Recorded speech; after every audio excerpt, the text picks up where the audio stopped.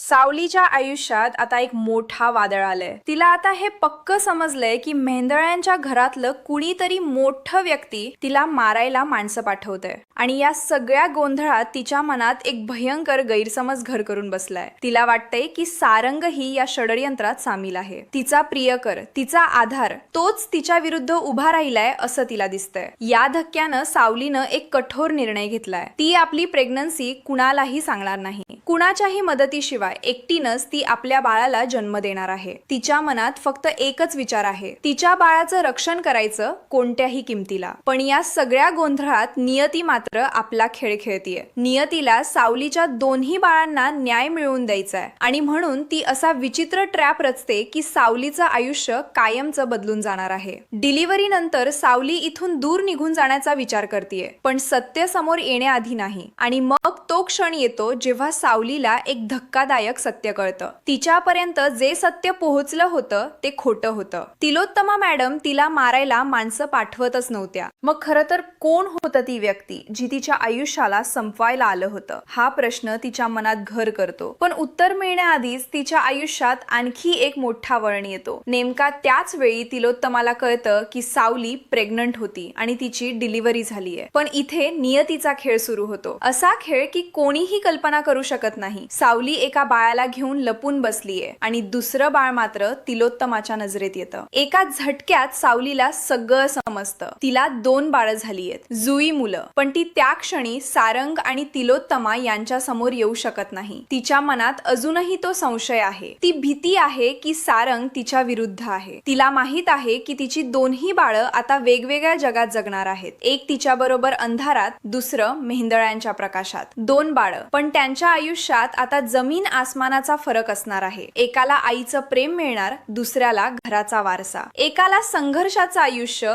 दुसऱ्याला सुखाचं. नियतीने असा खेळ खेळला की आता या 2 बाळांचं आयुष्य कधीही एकसारखं होणार नाही. दुसऱ्या दिवशी सारंग सीसीटीव्ही फुटेज परत बघतो. त्याला सावलीवर खूप विश्वास आहे आणि त्यामुळे त्याला काहीतरी गडबड वाटते. तो तिलोत्तमाला सांगतो की फुटेज मध्ये काहीतरी चुकतंय. सावली फाईल घेऊन आली होती हे खरं आहे, पण मला एकदा तिच्याशी बोलायला जायचंय. जे काही आहे ते क्लिअर झालं पाहिजे. माझ्या मनातले प्रश्न सुटले पाहिजेत. पण तिलोत्तमा चिडलेली आहे. ती त्याला विचारते, तुला अजूनही आमच्यावर विश्वास नाहीये का? आम्ही खोटं बोलतोय असं तुला वाटतंय का? आम्ही तुझ्याशी फसवणूक करतोय असं तुला दिसतंय का? सारंगच्या मनात संशय नाही, पण त्याला फक्त सावलीकडून उत्तर हवं आहे. तो म्हणतो, इथे विष हा प्रश्न त्याला रात्रंदिवस खाऊन टाकतोय. तो तिलोत्तमाला स्पष्ट सांगतो, इथे विश्वासाचा किंवा अविश्वासाचा प्रश्नच नाहीये. मला फक्त उत्तर हवं आहे. मला तिच्याशी बोलायलाच हवं. तिच्या तोंडून ऐकायला हवं की तिने माझ्याशी असं का केलं. म्हणून मी तिला भेटायला जाणारच आहे, काहीही झालं तरी.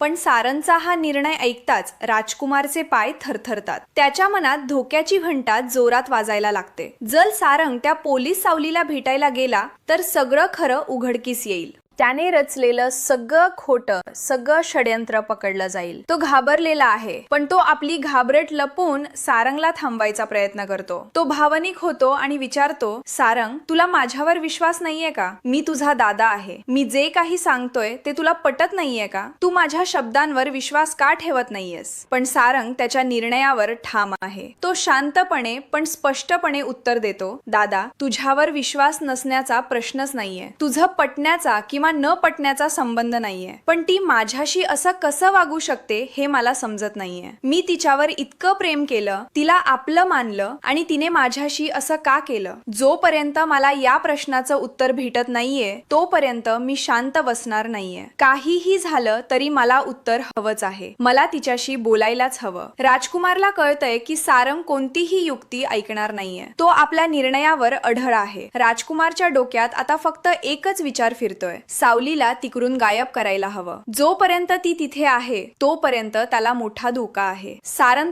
तिला भेटायला गेला तर सगळं संपलं.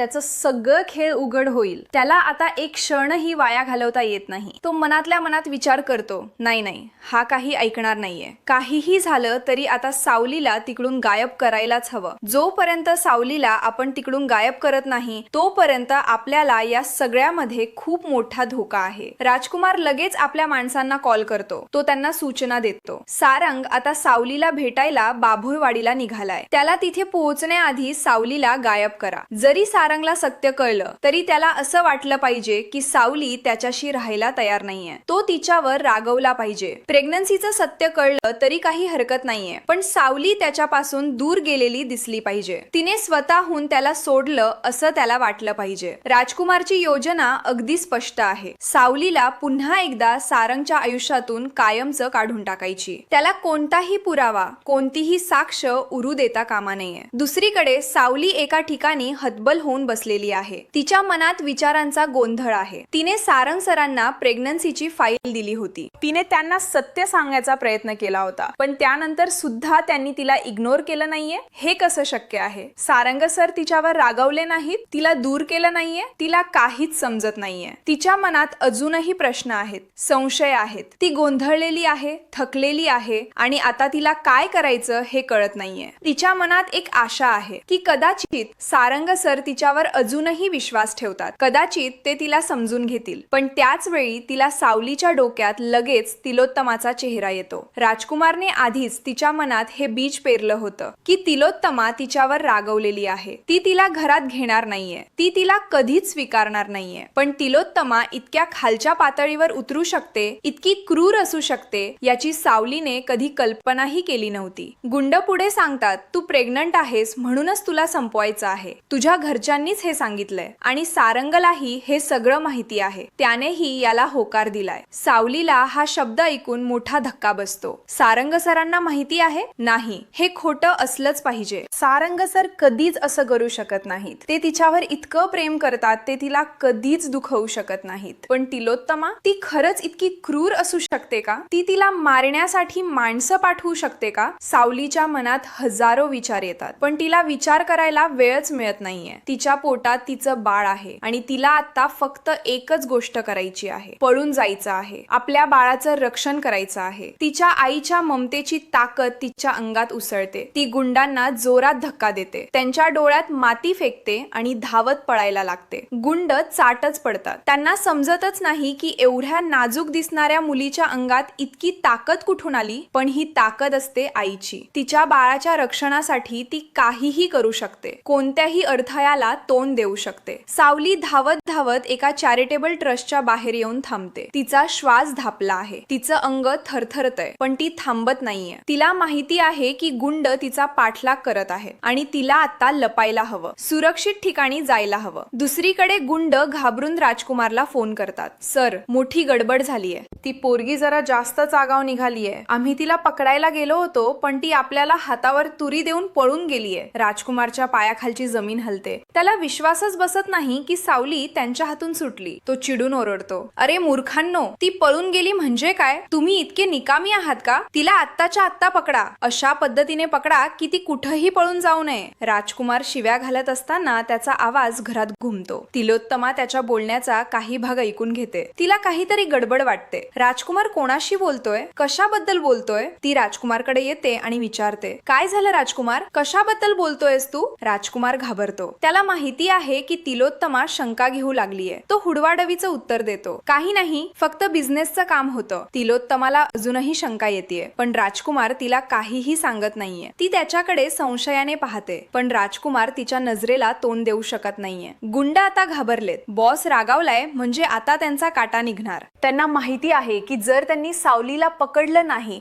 तर राजकुमार त्यांना सोडणार नाहीये. ते सावलीचा पाठलाग करायला निघतात. रस्त्यावर इकडे तिकडे पाहतात, विचारपूस करतात, पण सावली कुठंच दिसत नाहीये. ती जणू हवेत विरून गेलीये. सावली धावत धावत कावेरी ट्रस्टच्या बाहेर पोहोचते. तिथे एक सेवाभावी संस्था आहे जिथे गरीब आणि असहाय्य लोकांना मदत केली जाते. ती आत जाते आणि विठुरायाच्या मूर्तीसमोर उभी राहते. तिचे डोळे भरून येतात. ती मनातल्या मनात विचार करते, विठुराया, आज मी तुझ्या आसऱ्याला आलीये. मला आता कुठेही जायला जागा नाहीये, कोणीही नाहीये ज्याच्याकडे मी जाऊ शकते. इथंच मला माझ्या बाळाला जन्म द्यायचा आहे. काहीही झालं झालं तरी मी इथून कुठे जाणार नाहीये जोपर्यंत माझं बाळ जन्माला येत नाहीये. सावली आता अज्ञातवासात राहायचं ठरवते. ती आपली ओळख लपवून ठेवते. कोणालाही सांगत नाहीये की ती कोण आहे, कुठून आलीये. तिला फक्त एकच ध्येय आहे, आपल्या बाळाला सुरक्षित जन्म द्यायचा आहे आणि मग त्याला घेऊन दूर निघून जायचं आहे, जिथे कोणीही त्यांना शोधू शकणार नाही, जिथे ते सुरक्षित राहू शकतील. ती त्या हॉस्पिटलच्या आसऱ्याला राहते, स्वतःला लपवून ठेवते, कोणाच्याही नजरेत न येण्याचा प्रयत्न करते. त्याच वेळी सारंग बाभुळवाडीला पोहोचतो. तो सावलीला शोधत तिथे जातो, पण तिथे त्याला सावलीबद्दलची खरी माहिती समजते. तिथल्या लोकांकडून त्याला कळतं की सावली प्रेग्नंट होती, तिची डिलिव्हरी होणार होती. हे ऐकून त्याचं डोकं फिरतं. सावली प्रेग्नंट होती आणि तिने त्याला काहीच सांगितलं नाही का तिने त्याच्यापासून हे लपवलं? त्याच्या मनात हजारो प्रश्न येतात. तो लगेच राजकुमारकडे वळतो आणि विचारतो, दादा, काल सावली कसले पेपर घेऊन आली होती? सावली तिच्या प्रेग्नन्सीचे पेपर घेऊन आली होती का? तुम्ही माझ्यापासून काहीतरी लपवताय का? सारंगच्या आवाजात संशय आहे, राग आहे आणि दुखापतही आहे. त्याला आता समजायला लागलंय की त्याच्याशी काहीतरी खेळ खेळला गेलाय, त्याच्यापासून काहीतरी लपवलं गेलंय. राजकुमार अडचणीत सापडतो. त्याला आता काय उत्तर द्यायचं हे कळत नाहीये. सारंगला सत्य कळलं तर सगळं संपलं, त्याची सगळी योजना धुळीला मिळेल. पण सारंग आता थांबणार नाहीये. तो उत्तर मागतोय आणि तो उत्तर मिळवूनच राहणार आहे. तिलोत्तमा ही आता गोंधळलेली आहे. तिला काहीच समजत नाहीये की नक्की काय चाललंय. राजकुमार काय लपवतोय आणि सारंग काय इतका चिडलाय. तू असं कसं त्याच्यावरती आरोप करू शकतोस? पण सारंग आता शांत बसायला तयार नाहीये. त्याच्या मनात आता हजारो प्रश्न उठले. तो थेट राजकुमारकडे पाहतो आणि म्हणतो, मी कुणावरती सुद्धा आरोप करत नाहीये दादा, मी फक्त विचारतोय काय घडलं होतं. सावली काल कसले पेपर घेऊन आली होती? मला आता सगळं कळलं पाहिजे. राजकुमार आता कोपऱ्यात अडकलाय. त्याला काहीतरी उत्तर द्यायला पाहिजे, नाहीतर संशय आणखीन वाढेल. तो लगेच खोटं बोलायला लागतो. म्हणतो, नाही सारंग, मला काही माहित नाहीये. सावली कसले पेपर घेऊन आली? तिने जे पेपर दिले तेच पेपर मी तुझ्या हातात दिले. त्याच्या आवाजात जरा घाबरटपणा आहे, पण तो ते लपवण्याचा प्रयत्न करतोय. पण सारंगला आता बाभुळवाडीला जाऊन सत्य कळलंय. सरपंचांनी त्याला स्पष्ट सांगितलंय की सावली प्रेग्नंट होती. ही गोष्ट ऐकून सारंगच्या डोक्यात आता हजारो प्रश्न फिरतायत. सावली प्रेग्नंट होती आणि तिने त्याला काहीच सांगितलं नाही का? कोणी तिला रोखलं का? कोणी तिला भडकवलं का? आणि आता ती बाभुळवाडीत सुद्धा नाहीये. ती तिकडून निघून गेलीये, पण कुठे गेलीये हे कोणालाच माहित नाहीये. खरं तर सावली आता कैवारी ट्रस्टच्या आसऱ्याला राहतेय, पण आपली ओळख पूर्णपणे लपवून. कोणालाही तिने सांगितलं नाही की ती कोण आहे, कुठून आलीये, कशासाठी आलीये. तिला फक्त एकच ध्येय आहे, आपल्या बाळाला सुरक्षित जन्म द्यायचा आणि मग त्याला घेऊन दूर निघून जायचं, जिथे कोणीही त्यांना शोधू शकणार नाही. ती विठुरायाच्या मूर्ती समोर उभी राहते आणि मनातल्या मनात प्रार्थना करते की आता तिला आणि तिच्या बाळाला सुरक्षित ठेव. तिला आता कोणावरच विश्वास नाहीये, ना सारंगवर ना तिलोत्तमावर. तिला वाटतंय की सगळेच तिच्या विरोधात आहेत, तिला आणि तिच्या बाळाला संपवायला पाठवलेत. तिलोत्तमाच्या मनात आता संशय येतोय. तिला आठवतंय की काल सुद्धा तिने राजकुमारला कुणाशी तरी बोलताना ऐकलं होतं. काहीतरी गडबड आहे हे तिला जाणवतंय. त्याचा आवाज घाबरलेला होता, रागाचा होता. काय बोलतोय तो? कोणाशी बोलतोय? ती सारंगला सांगते, चिंता करू नकोस सारंग, आपण सावलीचा शोध घेऊया. जर का सावली प्रेग्नंट असेल ना, तर या घरामध्ये तिला आणायलाच पाहिजे, कारण या घराचा वारस तिच्या पोटामध्ये आहे आणि तो रस्त्यावरती अजिबात येऊ देणार नाहीये, काहीही झालं तरी. सारंग तिला सांगतो, वारस तर आहे आई, पण मला माझ्या सावलीला सुद्धा या घरात आणायचं आहे, कारण आता काहीतरी गैरसमज होऊन ती जर का या घरातून निघून गेली असेल तर मी तिला एकटीला सोडू शकत नाहीये. त्याच्या आवाजात आता चिंता आहे, दुःख आहे आणि पश्चातापही आहे. त्याला आता कळतंय की सावलीनं त्याच्यापासून सत्य का लपवलं असेल, कारण कुणीतरी तिला त्याच्या विरुद्ध भडकवलं असेल, तिला घाबरवलं असेल. तिलोत्तमा आता पूर्ण सहकार्य करायला तयार आहे, पण राजकुमार मात्र घाबरलाय. त्याची सगळं सारंगला आता कळलंय की सावली प्रेग्नंट होती आणि तिनं त्याला हे सत्य सांगण्याचा प्रयत्न केला होता, पण राजकुमारच्या खेळामुळे ते सत्य त्याच्यापर्यंत पोहोचलं नाही. आता सारंगच्या मनात फक्त एकच विचार आहे, सावलीला शोधून काढायचं आणि तिला सुरक्षित ठेवायचं. या सगळ्या गोंधळात कैवारी ट्रस्ट मध्ये सावलीची प्रसूती सुरू ती विठुरायाच्या आसऱ्याला आली होती आणि आता तिच्या बाळाला जन्म देण्याची वेळ आली आहे. डॉक्टर आणि नर्स तिच्या आजूबाजूला आहेत आणि प्रसूती वेदना सुरू झाल्यावर सावली स्वतःला धीर देत आहे. तिला माहिती आहे की आता तिला कोणाचाही आधार नाहीये, ना सारंगचा ना कुटुंबाचा. ती एकटीच आहे, पण तिच्या मनात फक्त एकच विचार आहे, तिच्या बाळाला सुरक्षित या जगात आणायचं आहे. थोड्याच वेळात सावली 2 बाळांना जन्म देते, एक मुलगा आणि एक मुलगी. डॉक्टर तिला सांगतात की तिला जुळी मुलं झाली आहेत, पण सावलीला याची कल्पनाच नव्हती. ती थकलेली आहे, पण तिच्या चेहऱ्यावर एक हलकासा समाधानाचा भाव दिसतोय. पण डिलिव्हरी नंतर सावली एक धोकादायक आणि हृदयद्रावक निर्णय घेते. तिला माहिती आहे की राजकुमार तिचा शोध घेतोय आणि तिला मारण्यासाठी त्यानं माणसं पाठवली आहेत. तिला हे सुद्धा माहिती आहे की सारंग आणि तिलोत्तमा तिला शोधतायत, पण तिच्या मनात अजूनही शंका आहे की त्यांच्यावर विश्वास ठेवायचा की नाही. तिला वाटतं की जर तिनं दोन्ही बाळं आपल्या जवळ ठेवली तर दोघांचंही आयुष्य धोक्यात येईल. म्हणून ती एक कठीण निर्णय घेते. ती आपल्या मुलाला घेऊन एका बाजूला लपते आणि डॉक्टरांना सांगते की तिला येथे कोणी शोधत असेल तर त्यांना सांगू नका की ती इथे आहे. ती डॉक्टरांना विनंती करते की तिची मुलगी सुरक्षित हातात जावी आणि तिच्याबद्दल कोणालाही काहीही सांगू नका. डॉक्टर सावलीची इच्छा मानतात. त्याच क्षणी सारंग आणि तिलोत्तमा ट्रस्ट मध्ये पोहोचतात. त्यांना कळतं की सावलीनं एका मुलीला जन्म दिलाय. डॉक्टर त्यांना सांगतात की मुलीला जन्म देऊन सावली इथून निघून गेली आणि तिला कुठे गेली हे कुणालाच माहिती नाही. सारंगच्या चेहऱ्यावर निराशा पसरते, पण त्याच वेळी त्याला आपल्या मुलीला पाहून एक वेगळाच अनुभव येतो. तिलोत्तमा आणि सारंग आपल्या घराच्या वारसाला, त्या नवजात मुलीला कुशीत घेतात आणि तिकडून निघून जातात. त्यांना काहीच कल्पना नाही की सावलीनं खरं तर 2 बाळांना जन्म दिलाय आणि ती आपल्या मुलाला घेऊन लपून बसलीये. सावली आता आपल्या मुलासोबत ट्रस्ट मधून बाहेर पडते. तिच्या मनात हे माहिती आहे की तिची मुलगी सारंगच्या घरी वाढणार आहे, त्याला राजवाड्या.